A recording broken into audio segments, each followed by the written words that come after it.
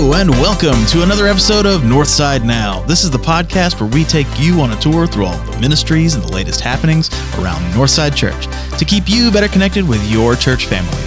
My name is Patrick, and with me as always are my co-hosts, Glenn Miller and Kevin Bryant. Hey, Oli. Howdy, guys. Heidi-ho, neighbor. You know, our last episode, we started and we were doing all those, hey! I think we could all do a radio station. We had pretty good DJ voices. I was impressed. What's your DJ name? Oh, that's You remember DJ Jazzy Jeff? Yeah. The Fresh Prince. Ready Rock. Ready Rock. So does everyone feel exhausted after Easter? A little bit, yeah. I think I'm recovering. It was a good Easter around Northside. It was very good Easter. Good weekend of activity and celebration, and there was a crown of thorns about the size of. There was. I don't know. Big Tex could probably wear that. I don't know. It was a big one. That's a big old crown. Y'all did a good job. We did import it from Texas. You know, everything's bigger there. So did you fit it to his cowboy hat to make sure it was big enough? Yeah, some people just don't realize all of the things that have to go into making Easter happen. Yeah, and so it does get tiring sometimes. Yeah, it's a good day, but now I need a nap. it's an all hands on event. There's no doubt. So pretty cool. Anything else happening? Everybody else have good Easter family times? Yeah, pretty good. Ate some food. It was low key for us. We didn't have major get-togethers and just breathe for a while. It's always a good thing to do. I'm pretty sure every holiday in America is just an excuse to eat, right? I think you're right. It's just we all get together and eat. Yeah. Well, you got to eat to live, you know. Yeah. There was history made this Easter. Oh, yeah? In my life. It was really the first Easter that I can ever remember. I did not take a nap. Oh. On Easter afternoon, I had. I didn't either. I just realized that. And I think, it's really close to a first. Wow. I think I did. It is the norm. Normally I do, but I didn't this year. So it's always new. Develop new habits. Break out of the mold. Won't promise that won't happen this Sunday, but hey, speaking of Sundays and Easters and ministry and stuff like that, we talked to your brother one time, Kevin, at Granger Community. Yeah. And he had just had in one of my favorite country stars, Granger Smith, in to speak at his church. Mm-hmm. And I've seen Granger this past late fall, I guess, something like that. Anyways, he just announced this past week. Big announcement. He is leaving country music to start his rap career. No Garth Brooks, but to go to the ministry. I think he said this summer is his last tour, right? His last tour. Yeah. It's going to end in, I think, the 1st of August or something like that. But going to go into ministry. He's been taking classes at Southwest Theological in Dallas, or outside of Dallas. And big change. What do you stop and think about that. They made the announcement. I'm sure he got all kinds of reactions. I read some of the comments on that, but 24 years of touring country music, and he's had really hit songs and stuff. I mean, he's not a George Strait or anything like that by any stretch of the imagination, but, successful, right? Mm-hmm. Yeah. Could you imagine just like today just saying, hey, which Patrick experienced this sometime not long ago. Someone told me I should go in the ministry. We'll talk about that another time. Yeah, but Glenn, what have you been doing this whole time? You should really, you're pretty good. You should probably consider going into the ministry. Oh, goodness. Well, I mean, my personal opinion, kudos to him for being able to make that pretty radical life change. I do think, though, I want to word this carefully. I think that we have a luxury in our success. Yeah. You see this a lot in the public eye. When someone becomes successful, whether it's a ball player or a business person, you then have the freedom to do what you felt led to do, or maybe just what on a whim you want to do, right? When you're living paycheck to paycheck and times are tough and you don't feel super successful, I think many of us would feel like we don't have the luxury to do what we want. We do what we have to do. I wonder how much of that is going on here, but more than anything, I really applaud him for following his heart and for following the calling that it seems like he's had on his life for a while. But I do think it's important to recognize when we become more successful, we have more margin and freedom and the luxury to do maybe what we've felt like we were made to do. And my challenge and encouragement for my kids has always been try to tap into that early, as opposed to waiting until midlife or success to do the things that you really feel built to do. Yeah. But it's hard. It's hard because you get some place to live and you got to pay for it. Yeah. And you got to eat. And especially we've talked about inflation and all the impacts of what that'll mean, not only now, but in the future. That's a real concern for many of us. Yeah. Yeah, I saw a meme that said, I just paid rent. Now I have a place to starve. Exactly. So, I look with anticipation to see what he's going to do. Yeah. I think it's super important when you have a good communicator. We talked about several people that we know that are either authors or, pastors or whatever, that are good communicators, and the platform that they get. And he's got a huge one. Oh, yeah. And so I really think there's going to be some good that comes out of it. Yeah, I thought the same exact things you did. One of the things that helped me with him is that he said he's going to be sitting under his pastors. Right. I thought that was cool. That was really cool. But I think, again, you're right. You're not having to put macaroni and cheese and peanut butter on the table as much. You still got to get to a level. Sure. Right. But he's looking at going into a more of a full-time called professional side of ministry. And I think for me, we are all in ministry. As a church as Northside, and I think we do pretty good about that here, but as a church as a whole, as the body of Christ, we've got to do away with some of these labels, saying you're going into ministry and you have to be a senior pastor or lead pastor at a certain church in order to have said you made it. Goodness, I mean, the ministry that you do on a daily basis. Because, Patrick hasn't been working, you've been working at the church for a long time, but on a full-time status, and Kevin works here part-time, and I've done full-time youth ministry for over 30 years and grew up in the church with my dad. And I'm going to tell you something, while it is amazing if you are called to it, full-time professional ministry where you're getting paid to put peanut butter, macaroni, and cheese on your table, which is about all you can afford. I was just going to say. Are you eating the peanut butter and the macaroni and cheese together? Or? You got to have all the food groups sometimes. Okay. So it's tough. It's not easy. It is a tough deal. And while there are moments that you feel like you're 10 inches away from the throne of God, you get those opportunities. So do small group leaders who volunteer. Right. So I don't know. If Jesus walked by and said, "Follow me," I think I would follow him, but I'd be like, can we do that for free, or are you going to pay us? Right. So. Well, the disciples were, I wouldn't say obsessed, but concerned with where the next meal's coming from. Oh, yeah. Right. Sure. When there was the feeding of the 5,000, we don't have enough money to feed these people. That was a thought in their minds. Yeah, I think at least the Wesleyan tradition that I've grown up in has emphasized the priesthood of all believers, the ministry opportunities that the everyday person has, and the responsibility to do so. But I think in general, maybe it's just in the American tradition, but probably everywhere because it's Roman Catholic, whatever, you have the priest, the preacher is the one that gets the word from God and spreads it to the people. Yeah. And so there's a certain amount of authority and a certain amount of prestige we put on that person. But the truth is, you're right. We all have that power given by the Holy Spirit to be as close to God as they are. That veil was torn. I think I heard that in a sermon recently. Absolutely. It does mean something different to have a specific calling to go into a career role as a pastor, as an administrator. It's similar to other roles in the career world, but it's different because it's got a spiritual component to it. But we do all have, the Great Commission was for all believers, And so we all have a responsibility to share that love of God with everyone. There's a responsibility, and to your point, it doesn't let us off the hook.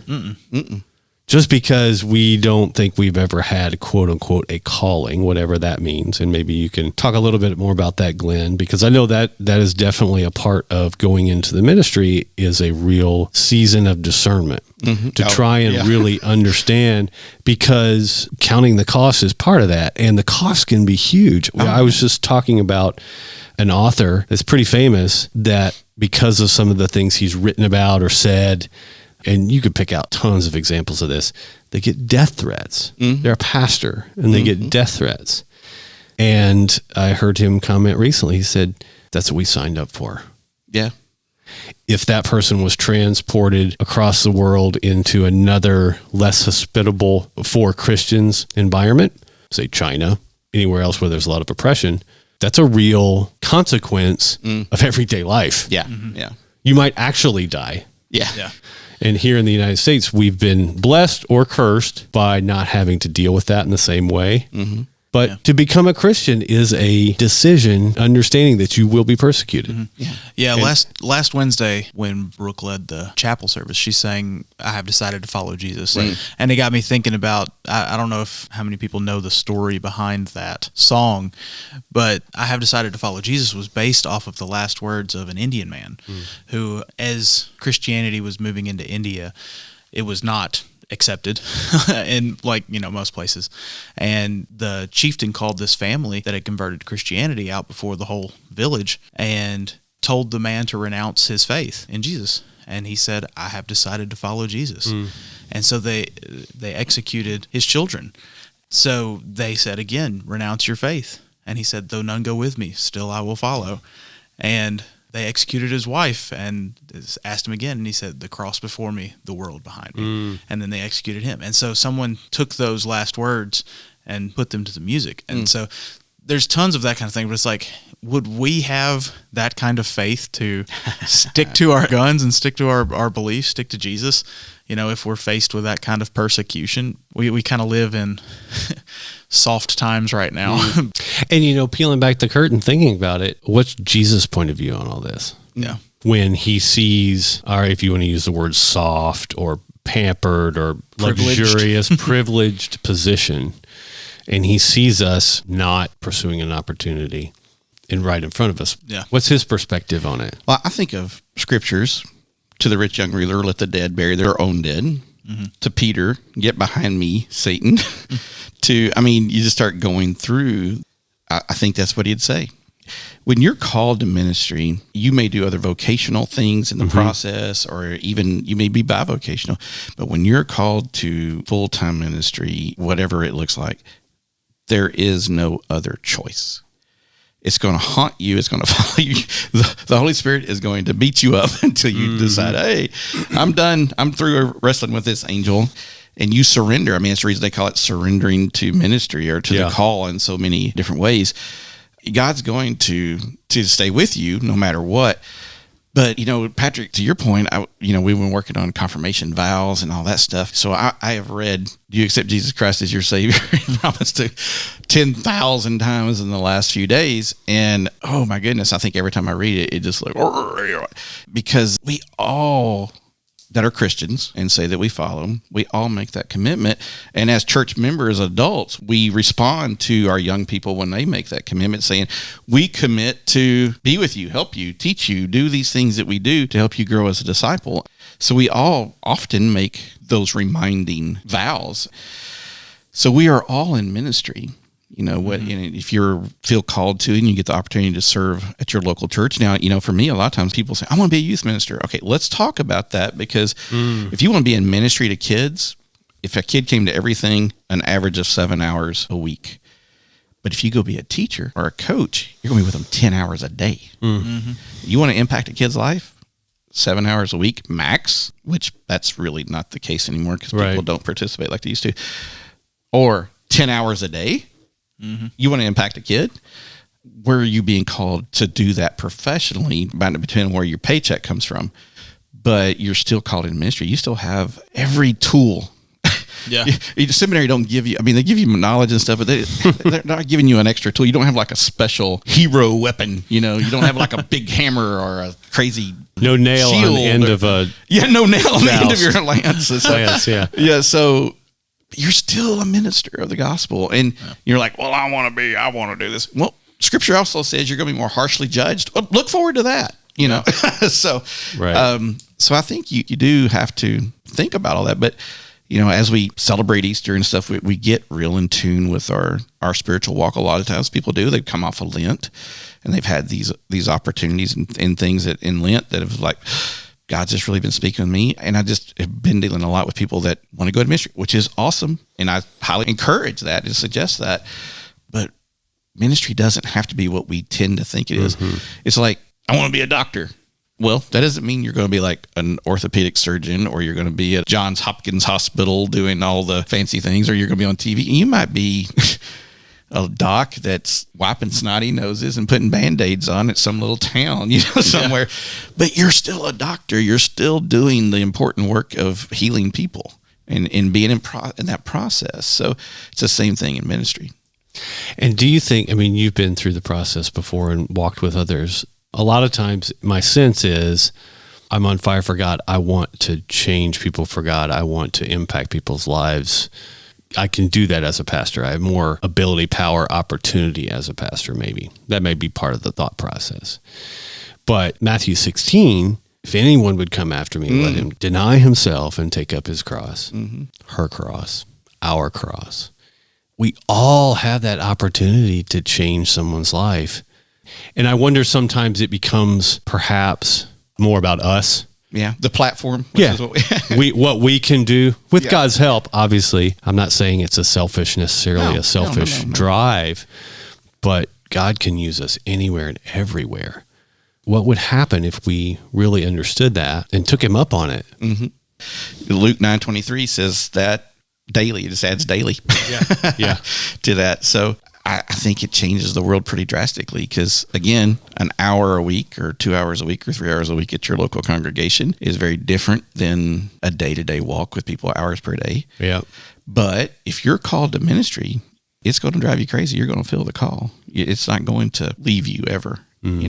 My dad was kind of a late bloomer. He received that call early, and it took him a long time to get to that point and stuff. And then he became a pastor, and he never made it to the big church. He was always out of rural areas, but that's where he was specifically gifted and is specifically gifted. He's still doing a small church. So mine was youth ministry. That was just where for me. And I went through the Methodist process 4 times towards ordination of an elder, and it's like, no, I just can't. That's just not what I'm called to. And you don't have to be an elder to do youth ministry. That's the silliest thing I've ever heard. So it's not the end of the world if you do it, but it's not something you have to do no matter what, people think. So all you little ministers out there, get busy. And I said that in my sermon, a few weeks back is if we're waiting on a lead pastor to come in here and that's what we're waiting on to feel like we're truly being led somewhere, then we're spinning our wheels in the mud. You're not following Jesus today, like we've made a vow to do. Jesus is supposed to be our shepherd leading us. Exactly.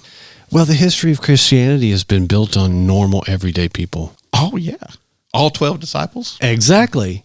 And yet we were looking toward a pastor to do that. Well, yeah, because it's a lot easier to put the responsibility off on somebody else. Now you're stepping on people's toes. Of all the professional, let's just, for lack of a better term, ministry people, Nicodemus, one of all of them. He called them vipers, and of course they were threatening to him because he was taking their platform and his power. Just one. Nicodemus is the only one and he had questions, which was fine. Jesus doesn't mind your questions. Right. He loves them, in fact, because that means you're understanding the stirring of the Spirit inside of you, and you're asking questions. But yeah, it's just know who you are, know how you're gifted, and work on that. And the Holy Spirit's going to fill you. And you're going to be in there on the daily, as they say nowadays, being a light for Christ in that hurting world right where you are. And Jesus wasn't a synagogue preacher. He did teach in the synagogue some, but he didn't have a specific synagogue and say, everybody come over here to me. Right. This is where the truth and the life lives. Can you imagine that? Jesus had a church, and that was his slogan. Yikes. The truth and the life live here. We got the brightest light in town. Yeah. That might be pretty funny. But no, he was out amongst them too. Carpenter, craftsman. That was where he was comfortable. So be where you're comfortable. Jesus plants you where you can grow the best. So I don't know, I've just been thinking about that a lot lately, and just having all those conversations and hearing people talking about the ministry. And I guess, part of that's because we're looking for a lot of staff people and have been for a while. And, it's the old saying, bloom where you're planted kind of thing. But, it takes some water. It takes some learning. But you have all the stuff in you. Just keep praying and keep pushing and follow the Spirit.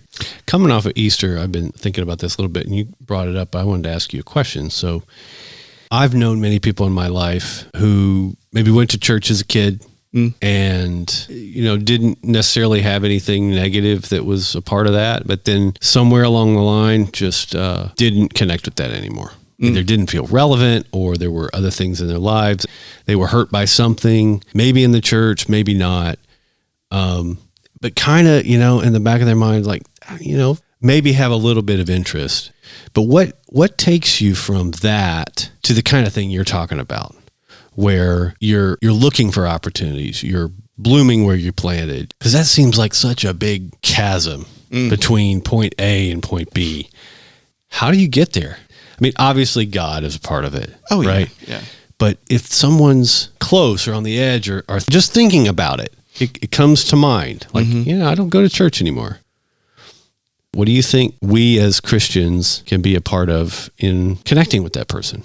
It's, it doesn't matter of all of the new tools we have, internet, that it boils down to that personal relationship and having a conversation with that person, not being afraid to address them, because so often we're like, well, they don't go to church, or maybe they used to go to church and they're mad at the church, or they were hurt. There's no reason why they're going to want to go back. Well, first, let's stop. What is church? It's the collection of people. It's not a facility. It's not a place. It's not a program. It's not a time. One of the youth who grew up in our youth group, he's in his 30s now, and because he recently put this out is the reason I'm going to mention him. But he has a thing called Whiskey Milk LLC, and it's Mr. Adam Clark. And Adam just recently, this is a ministry / rehab program / t-shirt company and other apparel company. Adam ended up being a heroin addict, and his stuff's all over internet. So no, Glenn's not talking about him. I've been talking to Adam online some. But he became a heroin addict and other drugs and stuff for a long, long time. He's 8 years clean now. And he's created this thing to help people in their recovery, where you can wear t-shirts that help remind you, they plant the seed that you're in recovery, and they look cool. They're really neat. Yeah. But here's Adam now. He's using social media as a platform, but I'm sure he's having tons and tons of conversations with just individual people. And he's talking about the Lord and how God is moving in his life and was present for him and different stuff. I don't know if Adam's 100% going to church. He probably is, just the way he's talking. I don't know that for a fact, though. But he's a part of the body of Christ, doing the ministry of Christ through what he's doing. So there's someone who went away for a while and they're back. And that's the story for so many people. It's not the story for everybody. But, we're a part of the body. And whether or not we go to a worship service or we go to a event or whatever, those people are a part of the church. So it's your neighbor, it's the person you work with, it's the people in your family. Have that conversation with them. You don't have to go and say, well, when you going to go to church again? Right. You don't just, how you doing? Just pray for them, live with them. They can turn around. They can turn around like this and just be all of a sudden, boom, just sharing the gospel. Because you don't know how the Spirit's going to move. It goes back to our barbecuing first. First. You got to build that personal trust. That's where it starts. Is the relationship. Again, you guys are online all the time doing the online church and stuff. Again, we are finding more and more people that are watching online, and they have relationships with church people, but they're watching the services online. We're saying they're not as much Christian, or we're saying they're not as plugged in to the church. They're not as plugged into the program, maybe, or to the things. And we would, church people have this thing. We want everybody to come to everything. But it's just like everything else. That helps to validate us. Is what we're doing effective? Right. Well, again, it's effective when you are able to sit down with that person and be with them. Actually, I was thinking about this morning driving in platforms. It's funny, we've used that word a lot, but a lot of ministry people that are really at the church a lot, really working, what we want to be that small group leader that is sitting there anonymous, just that person shows up every Wednesday night and they're just kind of here hanging out. Or a Sunday school, we want to be that person more than anything else. That's what drove us to be in ministry at first. So you could have that one-to-one or that one-to-a-few or a few-to-a-few connection. We just have a different service or different way of serving right now. But that's what we want to be. That especially when you've done it for a while, your biggest deal is getting back to that. That's what you hope for. And you just can't do that when you're doing an administration and you can't do it well and you can't do it all the time. But I would do that all the time. So yeah, it's hard to get from one to the other, but at the same time, it's not as hard as we tend to try to make it. Yeah. Because we tend to try to program to death everything. Or we got to follow X, Y, and Z steps. Yeah. I think I've run across that in my Christian walk. Here's what you need to do first. Here's what you need to do second. Then you present this, and whatever it is. One of the things that's been the most helpful for me just personally is being willing to listen. I think anyone you talk to just wants to be heard. Yeah. Going beyond that, they want to feel like they belong or feel like they're loved, obviously. But we've talked so many times offline about the division in our culture and the polarization, and you have to be in one camp or the other, or you're just not a valid person. And I think everybody is just seeking someone to really hear them. Sure. And we hear these buzzwords about speak your truth and, I hear you, those kinds of catchphrases. But I think they're really rooted in something. When you sit down with someone and you listen to someone, you're giving them validation and power just by sitting there and listening to them. You're not controlling the situation. You're letting them lead, letting them talk. And I think sometimes our world is so busy and so, we're all staying in our own lane that we don't even talk to our neighbors. And, hearing myself say that sounds kind of old fashioned, like, oh, I was out with my neighbor talking over the fence or whatever. But I think there's an element of truth to that we don't open ourselves up to start that relationship or to even be open. And what I was going to say to answer my own question is that I think that no one will move from point A to point B unless their heart is just a little bit tender or open.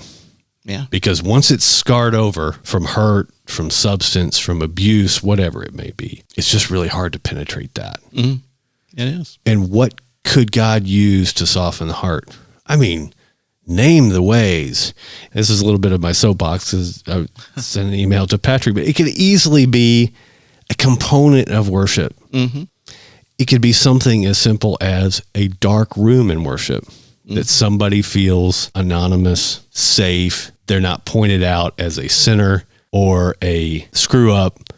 They're not having all their mistakes highlighted. They can just be in a space. Just that little thing might help a song penetrate their heart, might help a word from a pastor or a layperson speaking. We don't know what all those things are, but I think it's super important for us as Christians to not be so focused on whatever we're doing, busy, etc., that we don't have the time of the day to be open to an opportunity to just listen. Yeah. I tell my kids all day long, be kind whenever you can be kind. Yeah. Open a door, smile, say thank you, please. That little stuff seems so insignificant. But in somebody, and this has happened to me when I'm having just a really crummy day, it can make all the difference in the world. But we don't think about that. Yeah. We think about, you got to have a call. You got to be a missionary. You got to be a pastor to change lives. That is so not true. Yeah. Yeah. You don't have to have a vocation in order to serve Jesus. And if you do, that's great and fine and wonderful and all that. But it's just be the Christ follower that we all are called to be. And what would our world look like if we all did that? We all took it seriously. Be a very different world. And I'm speaking to myself too, because there's plenty of opportunities that I miss. Yeah, it'll be a very different world. But we start within ourselves sometimes, just look in the mirror and have that conversation, listen to yourself and listen to the Holy Spirit moving in you. And because he's always there. That's one of the great things getting to tell, like the confirmation class, is God's not going to leave you. Right. He's going to be there with you no matter what. And it's just so fun to see that, when it gets to happen. But yeah, you're in ministry, people. So do it. Go out there and do it. Just do it. I heard someone say the other day, some 9-year-olds were doing some kind of dance competition. I think it was Bob and Sherry, and Sherry said something about the 9-year-old on their interview was like, well, we were just out there living our best life. It's like, you're 9. Maybe we need to realize that following Jesus and being in ministry with him and with his people, as far as on this planet, if we're doing everything we can, we're not going to do it perfectly. We're not going to be 100% all the time. That's nowhere near the reality. But if we are, I think that's a good glimpse at our best life. So I don't know. I just thought it'd be fun to kind of chat about ministry and going into ministry and what that, there's whole schools about this, right? Sure. But we're all called to go, therefore, into all nations, baptizing and making disciples of all people. And so, you can't just rely on a few people to do that at your local congregation level or international level or even in your own home, you know, it's up to us all. If we're a believer. And if you're not a believer and you're listening to this, give us a call on podcast. We'll have listen a conversation to with you. So for sure. Be glad to. Anything else going on, Patrick? Not really. Hey, what did y'all think about Patrick's sermon? It was stormy.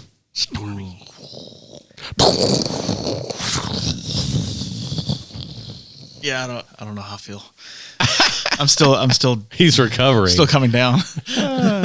Well, I will say this. I am always open to hearing somebody's story. Oh, yeah. Yeah. And, you know, whether they're telling their life story or they're just telling it from their point of view, to me, that's where it's at. Because I've been humbled many times, you know, where I thought I had it right and I ended up hurting somebody. And I'm always reminded to try and I mentioned listening earlier, but try and see something from someone else's point of view. So when I get to hear somebody else speak, I'm always ready to listen. So that's what I appreciate. And I appreciate how difficult it is to get up and talk in front of a bunch of people. Yeah. To share something that you've really thought about and that means a lot to you. You do have to, you're pretty vulnerable up there. Oh, yeah. It's like musicians that talk about, you know, I put all myself in that song and then to perform it in front of the world and all that stuff. That's a real thing. And it's not as easy as it may look. So I can definitely appreciate that. Way to go, Patrick, for saying yes when you were arm twisted to do it or whatever. Yeah. So, Reverend, we got anything else coming around? We got a couple of things. Well, do you want to talk about the renewal this weekend? Renewal weekend coming up, yeah. Formerly known as Discovery. We got a good number of kids coming in. I'm looking forward to that. And, you know, it's a lot like a Chrysalis or Emmaus setup where we're going to be hearing and doing talks and conversations at tables after those talks and doing some other fun stuff and everything. But it's one of those big rock things, you know?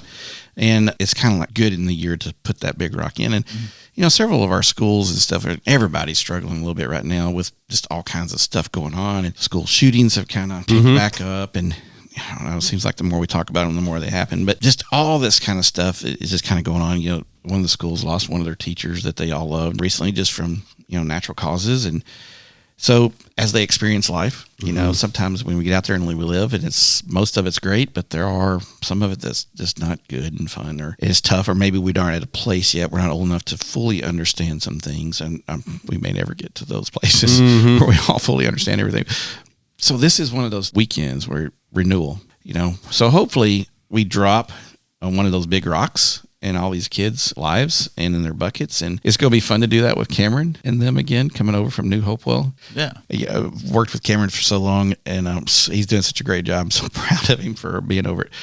But he kind of became like my other half. I mean, we could look at each other and just like, how does Barbie feel about that? She's a little bit disturbed because now she's like, I'm expecting more of her now. She's like, well, Cameron had some of my back over here.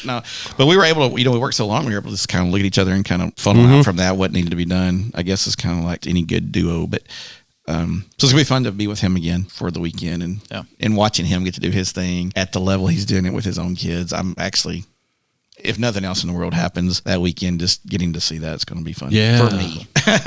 No one else will be watching like that, but just that will be cool. Yeah. So we know how many people going, or I don't know the number off the top of my head, but I know we're probably about 35, 40 kids, I think. That's awesome. I'm not sure what his number is.